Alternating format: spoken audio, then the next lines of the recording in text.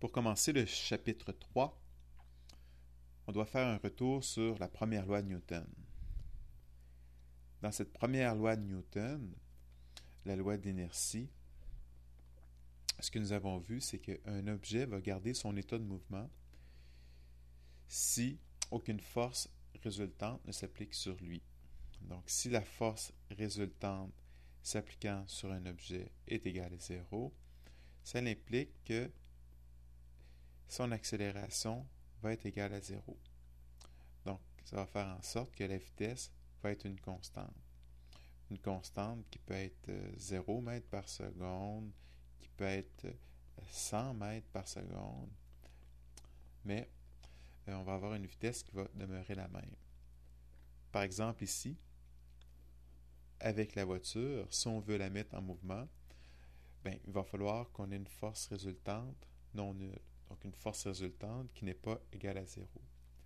Et tous les mouvements vont être dus à des objets qui vont subir une force.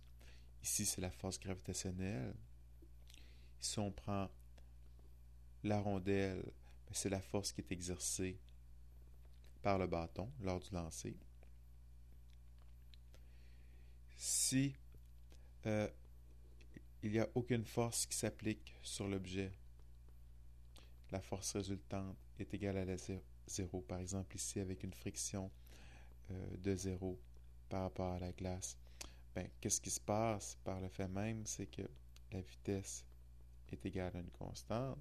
Donc, ça fait en sorte que la rondelle ici qui glisse sur la patinoire, si on avait vraiment une force de friction nulle, on aurait une rondelle qui pourrait continuer avec sa vitesse constante jusqu'à l'infini.